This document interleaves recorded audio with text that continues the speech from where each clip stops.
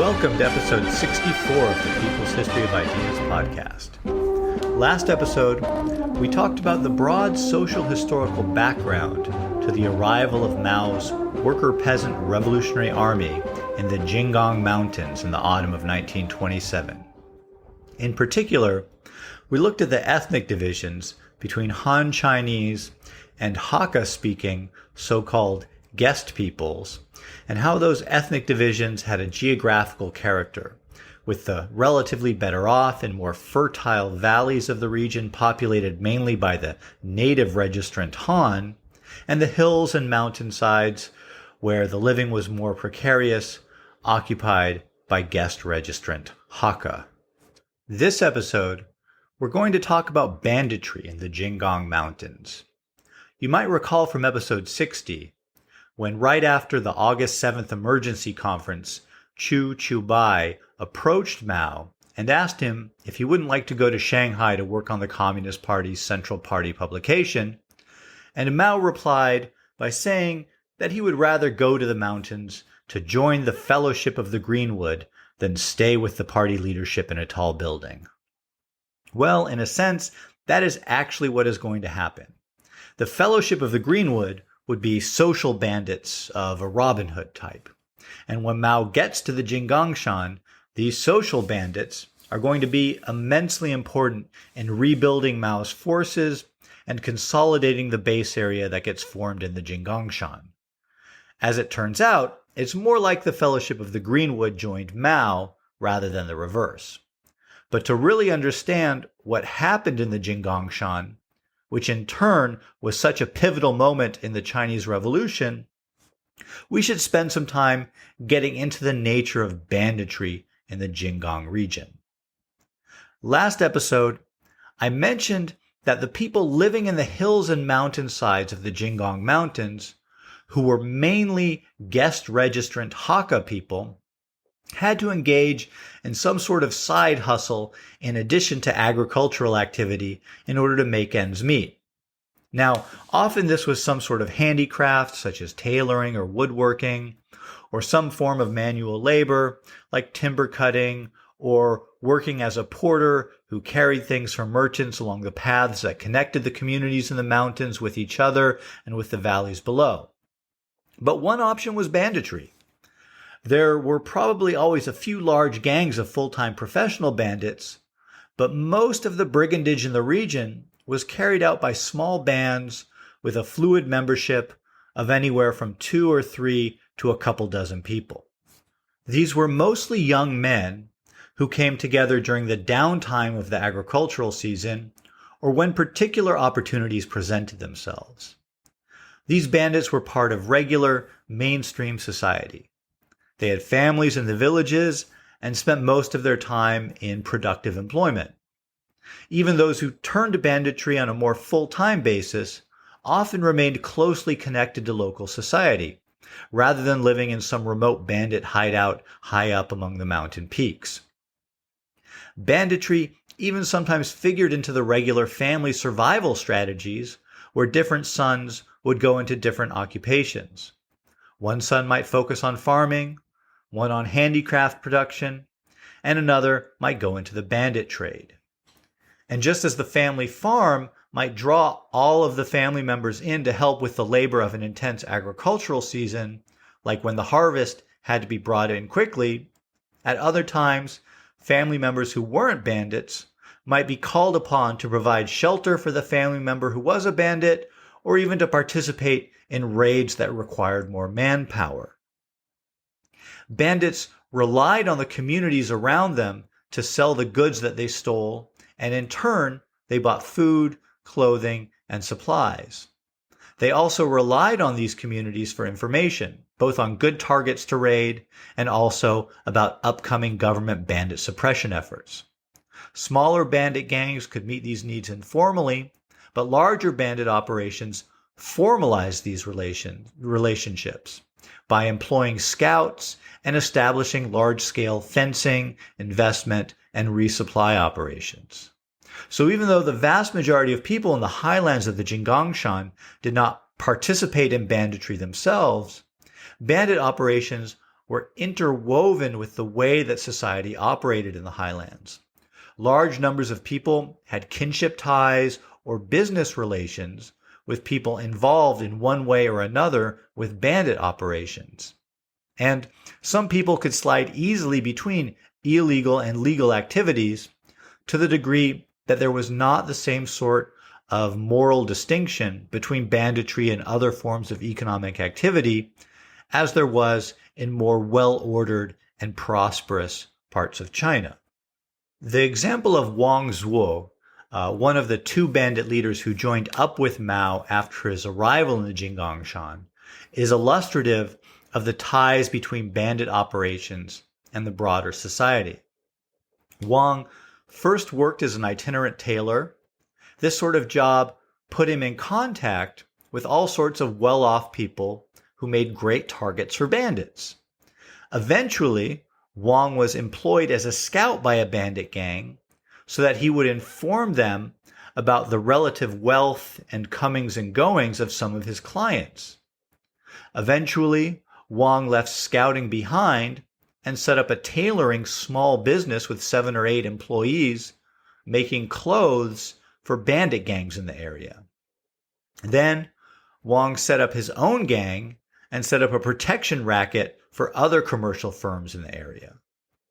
We'll go into Wang's history in more detail in another episode soon, but his professional trajectory is, I think, nicely illustrative of the ties that existed between the bandits and people involved in more mundane work in the region. Membership in a bandit gang often overlapped with membership in a secret society, maybe the best known of which were the triads. Now, secret societies were also known as sworn brotherhoods.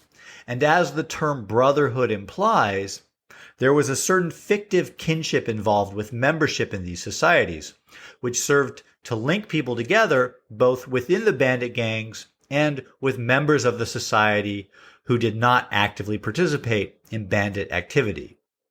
So, while most of the bandits were young men, these sworn brotherhoods would also include many peasants, merchants, and other men from local society who would be bound to support their bandit brothers because of their ties of brotherhood, and who, in their turn, would be immune, or were at least supposed to be immune, to the predations of bandits who belonged to their brotherhood.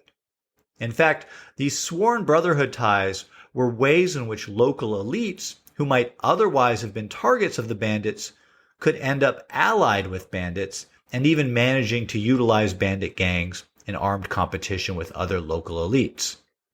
So, while the vast majority of both bandits and secret society members were poor, and for obvious reasons the most valuable targets of the bandits were wealthy, it would be a mistake to just see banditry only through the lens of being a survival strategy for the poor.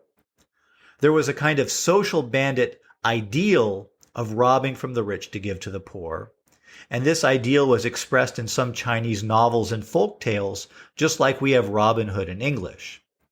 But the reality most of the time was that most of what the bandits engaged in was ordinary armed robbery of the rich and the poor alike. And the ability of local elites to utilize the bandits to advance their own interests through the vehicle of shared membership in sworn brotherhoods meant that some of the most conscious and political ways in which bandits were used was in the service of local elites, not in service of the poor.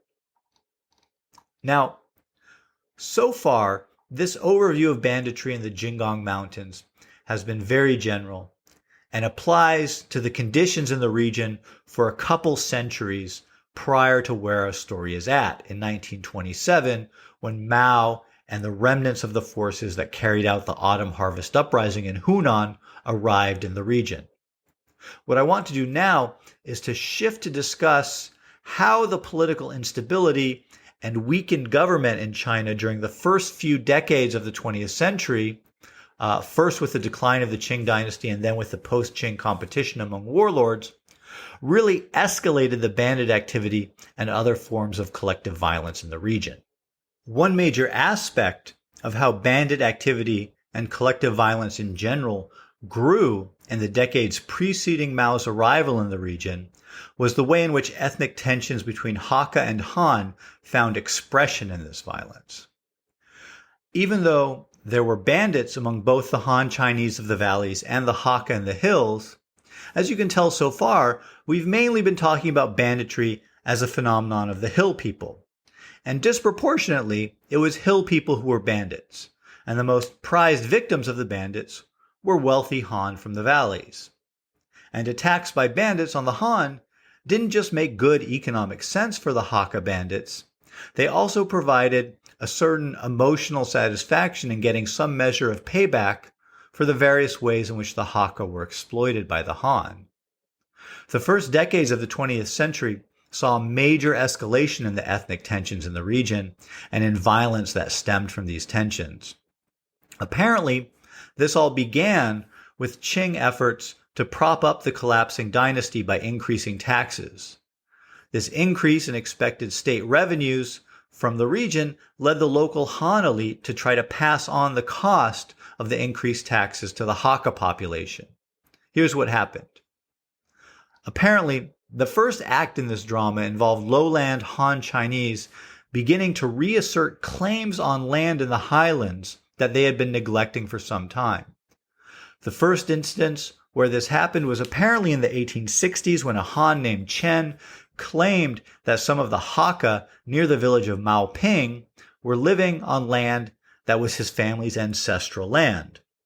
Maoping, by the way, spoiler alert, is going to become the headquarters of the Red Army in the Jinggangshan. Anyways, this Chen didn't have a land contract, but he did come up with a document with a seal on it that supported his claim. And this seal on his document implied government support for his claim.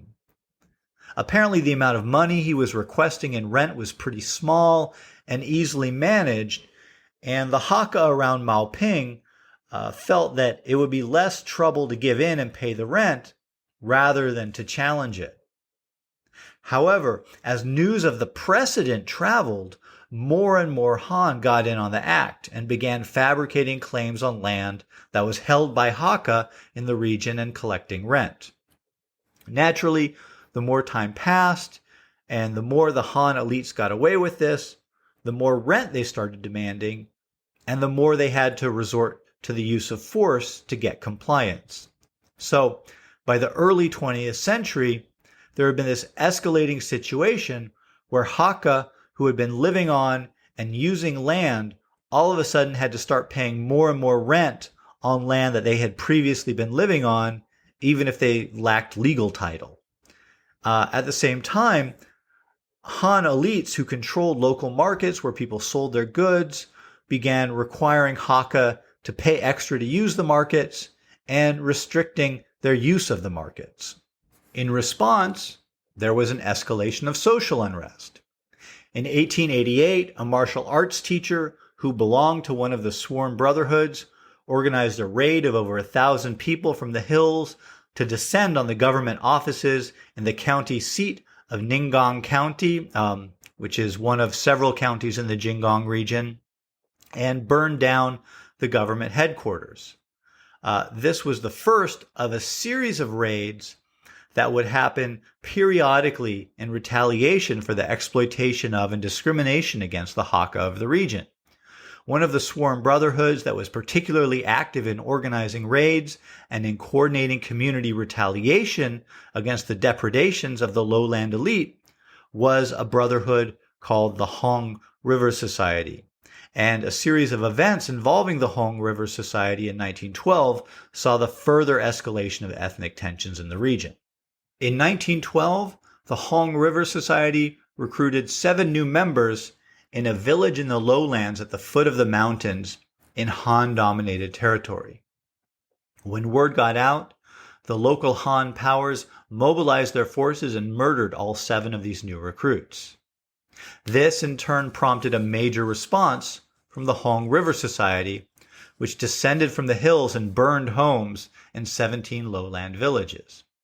In response, the local elites were able to call on government troops and then guided them through the highlands, going on a rampage through Hakka villages. The property of known Hong River Society members and of others who may or may not have been involved in the raid on the lowlands, was confiscated to compensate the victims of the raid on the lowland villages.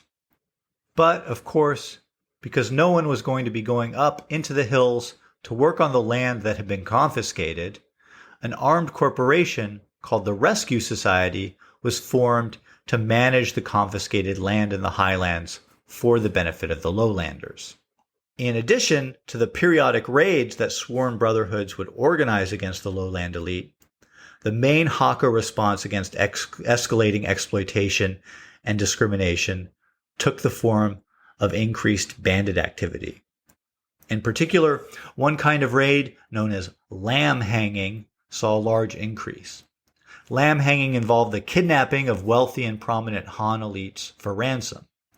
While this had always been one form that bandit activity might take, the upsurge in this practice during the 1910s and 1920s can be understood as a form of social protest and revenge as well.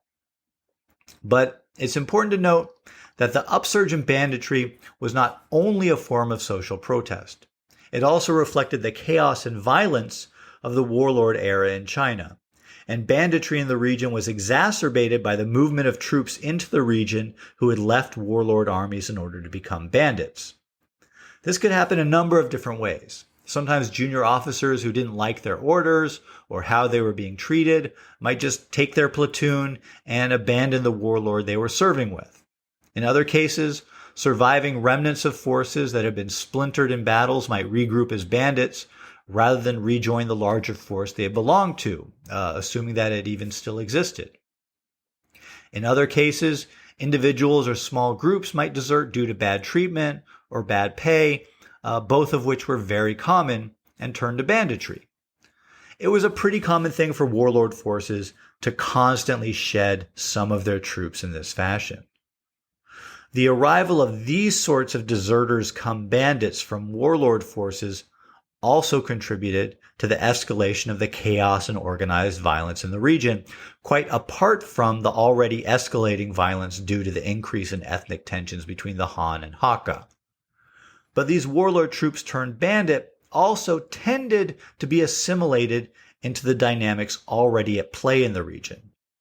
Let's look at the story of one of these examples in particular to give you a sense of what this could look like. Zhu Kongyang was a minor warlord army officer from Hunan who had been tasked to garrison a county on the southern end of the Jinggangshan. He led a dozen or so men from his unit away from the army and set up what they called an inspection station on a road in the area, basically forcing people coming through on that road to pay them in order to go through. Then he expanded his operations to serve as an escort and enforcer for opium traders from his hometown in Hunan who were bringing opium into the area to sell. After some ups and downs with this business, Zhu and his gang moved on to specialize in lamb hanging operations, right? Kidnapping wealthy people for ransom. Now, because Zhu was himself Hakka in origin, he was able to assimilate into local society somewhat and to end up basing his forces in a village up in the mountains. As Zhu's success grew, so did his bandit gang, and eventually the village he occupied basically became one big bandit camp. Now, one of the reasons that we know Zhu's name is because he was particularly successful. But even if he wasn't typical, he gives you some sense of what it could look like when warlord troops entered the region and turned into bandits. This upsurge in banditry during the 1910s and early 1920s, and in particular the growth of lamb hanging raids, led to generalized fear among the elite, and a kind of cat and mouse game where local elites took increasing measures to hide the knowledge of the whereabouts of family patriarchs, hired more armed retainers, and reinforced the defenses of their residences. On a broader level, there was an increased militarization and organization of the militias commanded by the local elites. One measure that was taken with some particularly large bandit gangs was to co-opt them, turning them from bandit forces into militia forces overnight, and admitting the bandit leaders of these gangs into the local elite. In the case of one particularly notorious bandit turned respectable citizen, the bandit leader himself was given all sorts of property and a series of posts in local government in return for his move from preying on local elites to defending the dominant social order. Militias and bandit forces turned into militias had local knowledge that made them much preferable as an anti-bandit force to the formal military. Sometimes, after particularly egregious raids, the government, such as it was, felt it necessary to send in more formal military forces to engage in bandit suppression campaigns. But lacking local knowledge, and in particular the sort of mobility that local forces had in the mountains, these warlord armed forces were largely ineffective at anything other than terrorizing the people in the villages that they moved through.